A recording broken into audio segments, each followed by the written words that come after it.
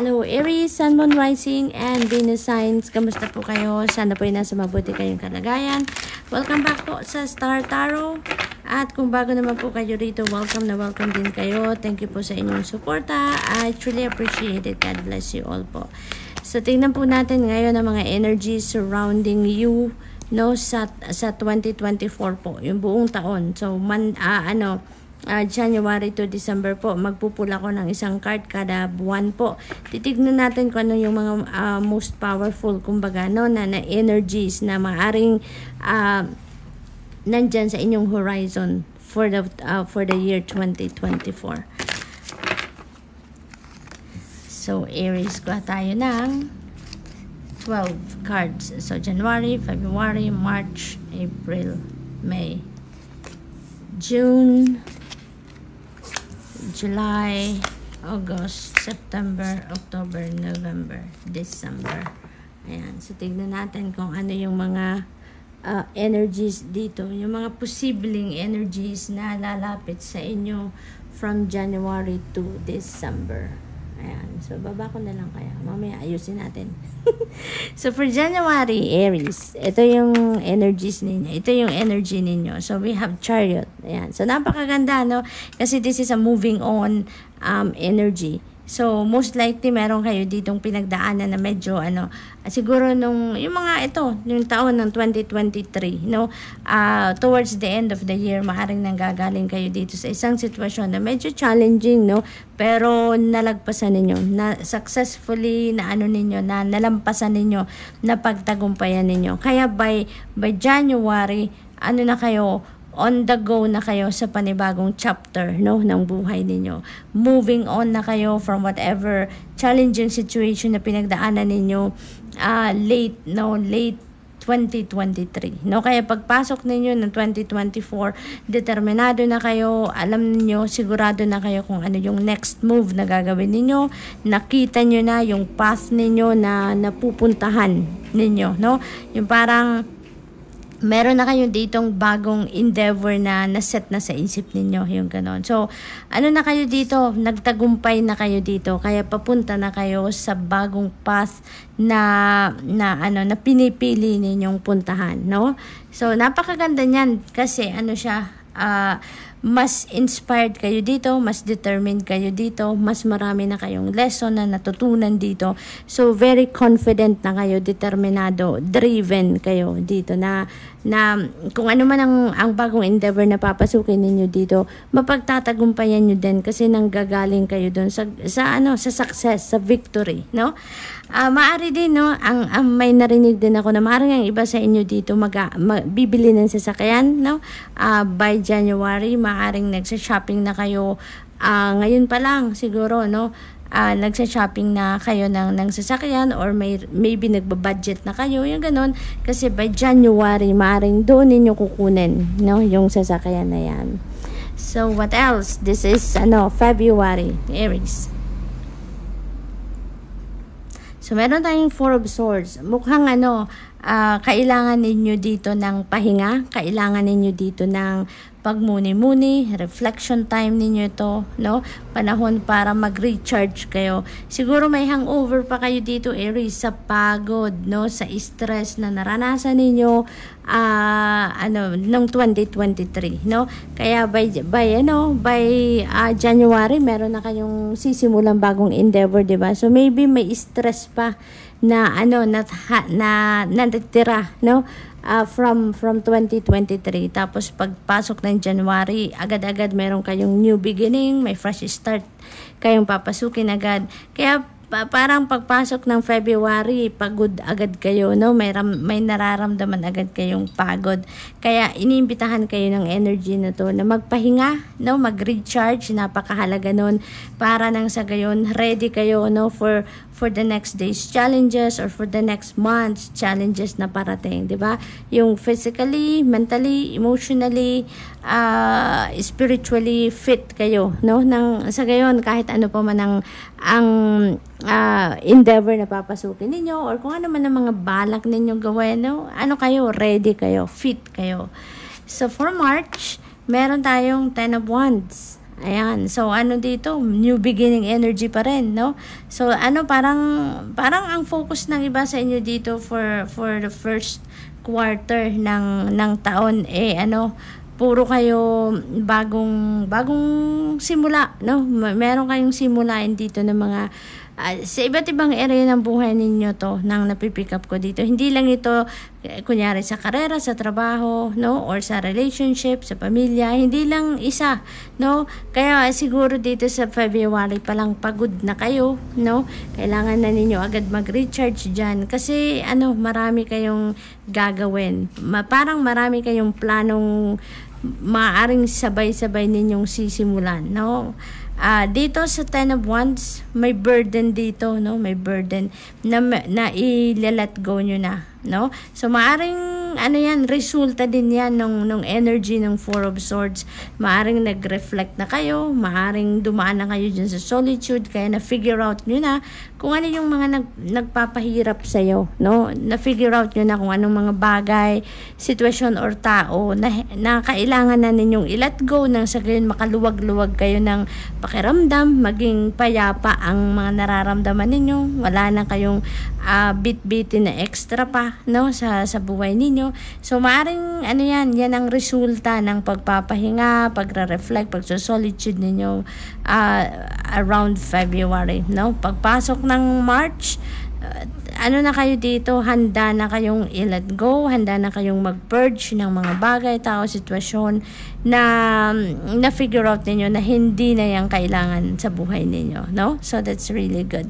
Kasi ano dito, binibigyan nyo dito ng pagkakataon ng inyong sarili na magsimula din ng bagong buhay on a clean slate. Kumbaga, wala na kayong burden, emotional burden man yan, or trabaho, you know, yung mga overwhelming tasks siguro sa trabaho, punong-puno na kayo, pagod na kayo, no, bibigyan nyo na dito ng sarili ninyo na magkaroon kayo ng life, kumbaga after work, life after pag-aasikaso ng pamilya, yung ganun ba, yung may oras na kayo para sa sarili ninyo. So, bibigyan nyo ng pagkakataon ang sarili ninyo dyan by March. So, sa April naman, meron tayong Queen of Wands. Ayan. So, napakaganda nito. Kasi, yung ano ninyo dito, yung parang nabigyan nyo na ng oras, no? Ang sarili ninyo.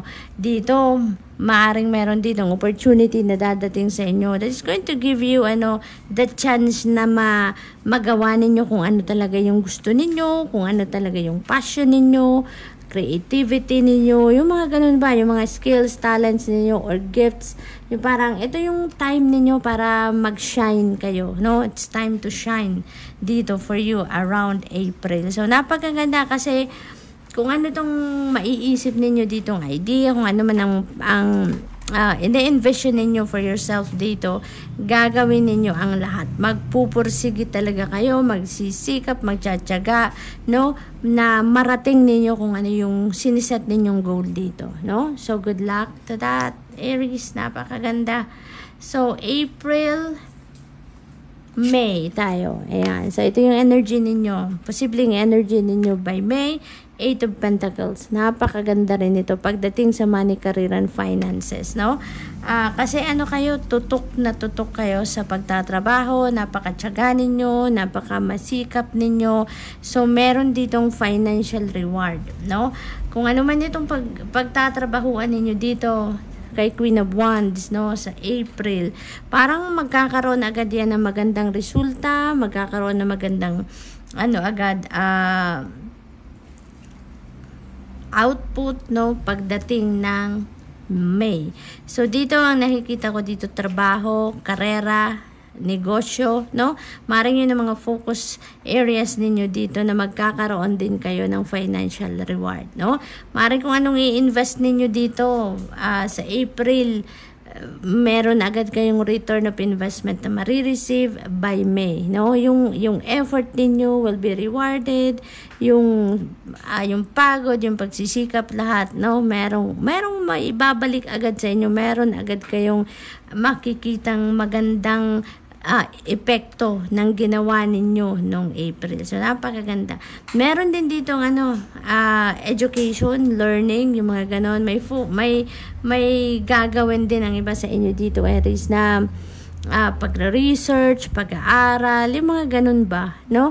Parang meron kayong extrang gagawin dito aside from pagsisikap sa trabaho, sa negosyo ninyo. Parang meron kayong ditong bagay na you will be curious about at mag-exert din kayo ng extra effort dyan para may matutunan kayong extra, madagdagan ang inyong kaalaman, makapag-expand kayo ng knowledge ninyo, yung mga ganon. So, by June, we have justice. Ayan. So, makukuha nyo dito kung ano man ang para sa inyo, no? This is karma at play also. So, we're talking about good karma dito, no? At, kung ano yung energy, kung ano yung klaseng vibration na pinut out ninyo sa universe, mga nakaraang panahon, no? Yun ang eksaktong babalik sa inyo sa ngayon, no? So, yun. Kung yung mga magagandang bagay na ginawa ninyo, para sa sarili niyo or para sa ibang tao, para sa mundo, may babalik yan sa iyo ng universe ngayon around June. So, napakaganda lang, may balance rin dito. So, kahit busy kayo, busy kayo sa May, kahit busy kayo sa pag-aaral, pagtatrabaho, pagninegosyo, or kung ano man ang pinagkakaabalahan ninyo around May, yung mababalansin nyo pa rin ang sarili ninyo. Mababalansin nyo pa rin yung mga ginagawa ninyo. So, yung kahit lahat ng areas ng buhay ninyo, mabibigyan nyo ng oras, wala kayong maniniglect, sisikapin ninyong lahat, mabibigyan ninyo ng oras talaga. So, that's really good. Really good. May balance So, second half of the year, July, meron tayong 8 of Swords. Ayan. So, parang bigla kayong bigla kayong naapektuhan siguro dito ng mga sabi-sabi, mga komento ng ibang tao sa inyo.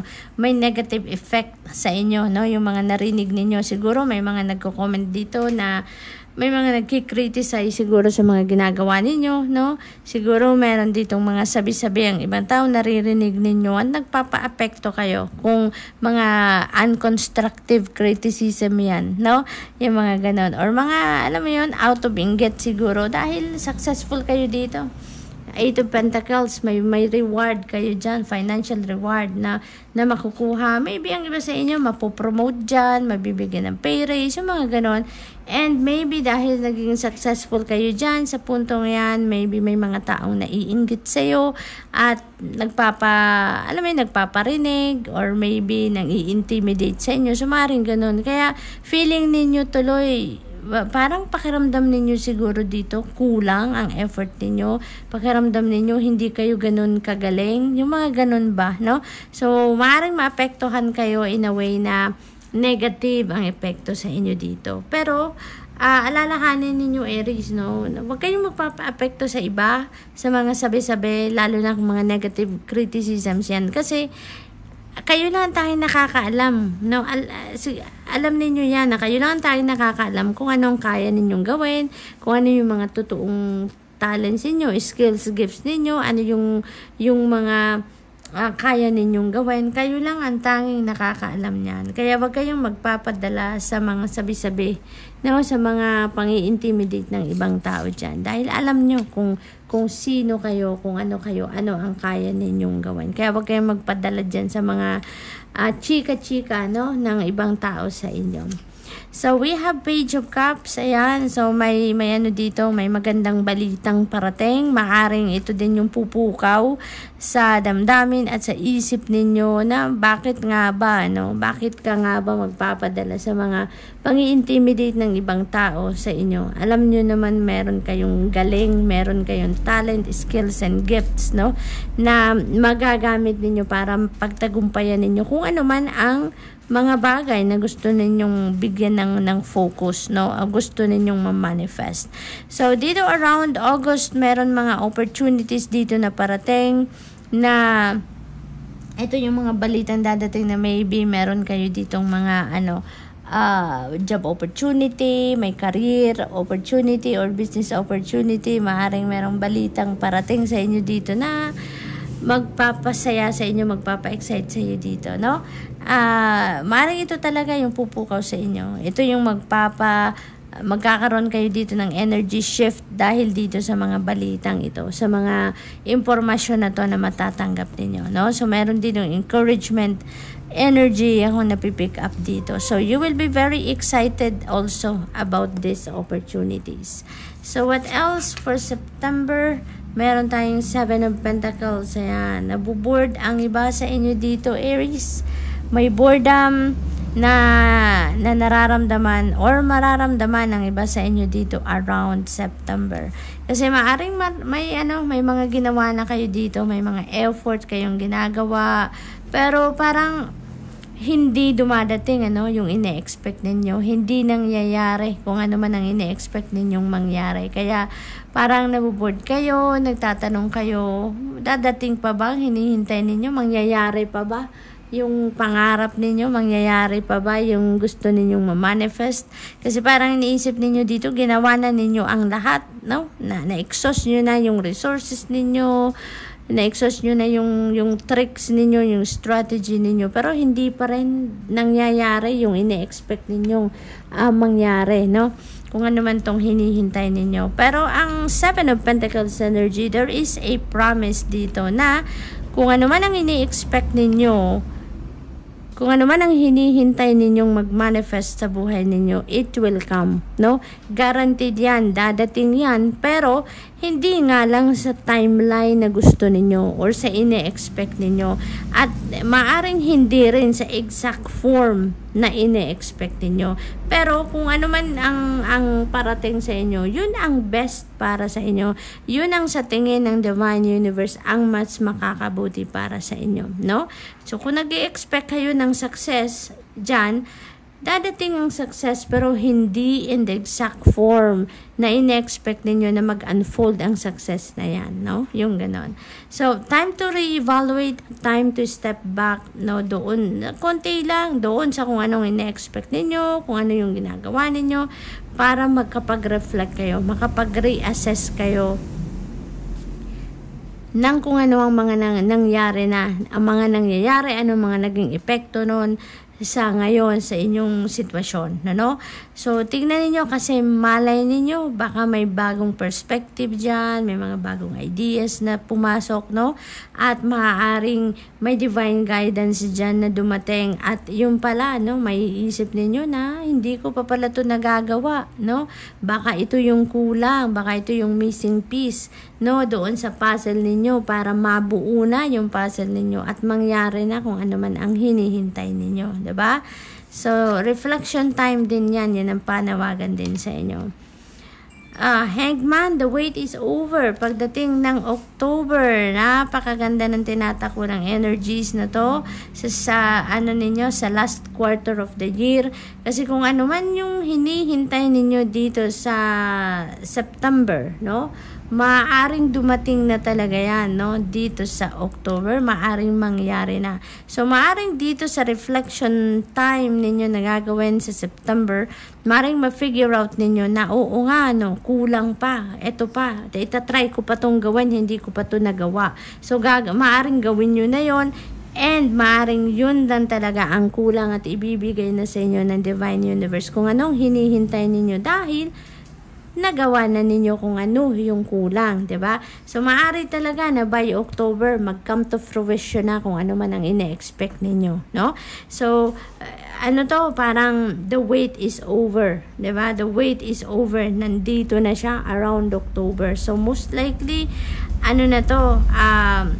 meron na kayo ditong mga wish or meron na kayo ditong mga goals na magka-come to fruition, magma-manifest na yan sa buhay ninyo around October, no? November, meron tayong 2 of Cups. Ayan, partnership, no? May partnership around November. Yung partnership na to, this could be in different areas. Maaring partnership ito in love, Maaari din naman na partnership ito in business, no? Maaring partnership sa isang proyekto, maaring partnership in friendship, no? Ang maganda lang dito din sa Two of Cups, kasi kahit anumang sitwasyon, ito kahit anumang area ng buhay ninyo, to magkakaroon kayo ng partner dito, in sync kayo, no? In sync kayo sa bawat isa. Nag-a-agree kayo dito sa halos lahat ng pag-uusapan ninyo, mga plano ninyo, yung mga ganon. You are on the same wavelength dito, kaya magiging masaya ang partnership nito. Kikaibigan yan, o karelasyon yan, or sa kapartner ninyo sa trabaho, kakolab ninyo sa proyekto, it doesn't matter kung anong klaseng partnership ang magkakaroon kayo, pero you will be on the same wavelength dito. So napakaganda lang, magiging successful kayo dito sa kung anumang klaseng partnership ang mabubuo dito, no?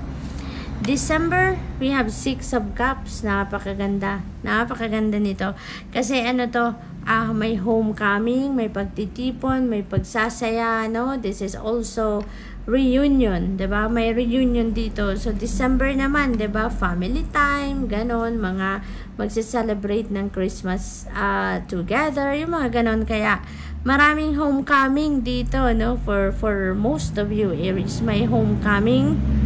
Travel, no? Very imminent dito ang travel. Maaring ang iba sa inyo manggagaling pa sa abroad, manggagaling pa sa ibang lugar, no? At uuwi kayo, magkikita-kita kayo ng pamilya, magkakaibigan, yung gano'n, and you're going to celebrate something dito, no? There is also generosity energy din dito, no? Kaya maraming gift giving, no, na mangyayari dito. So magre-receive kayo ng regalo, magbibigay din kayo ng regalo, yung gano'n, cycle nga lang, 'di ba? Yung generosity cycle siya. So maaring may matanggap din kayo at magbibigay din kayo, yung ganon. So masaya to, no? December, masaya, panahon para mag-celebrate, no? Kayo, panahon para magsaya, magkita-kita, mag-catch up kayo with friends and family. Meron din ditong may babalik, no? May babalik. So maaring meron ditong pagkakaibigan na mabubuong muli, no? Maaring magkita kayo dito ng kaibigan ninyo, long lost friend kung baga, at ngayon babalik siya sa iyo. Maari din naman na dati ninyong karelasyon, maaring ganon. This is someone, no, na you have history with before, na maaring magbalik, magparamdam sa inyo at magbalik sa buhay ninyo, no? So use your own judgment and discernment pagdating sa mga bagay na yan. Nasa sa inyo na yan kung paano ninyo yan haharapin na sitwasyon na yan, ano? Pero masaya, no? Masayang nakikita ko dito by December. So Aries, yan ang silip natin sa 2024. That's all I have for you for today. I hope nakatulong ang mga mensaheng ito in some way. Thank you for watching. Love and light. Namaste.